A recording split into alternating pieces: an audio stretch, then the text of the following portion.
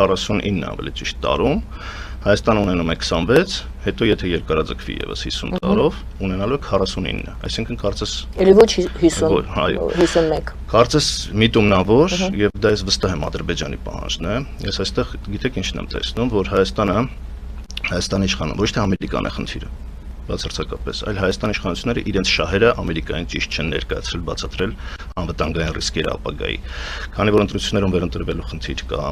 լեգիտիմության խնդիր կա, առիթից փորձել են օգտվել եւ ուրախությունն էլ Հայաստանի իշխանությունների չեն կարողանում թաքցնել, որ սա շանս է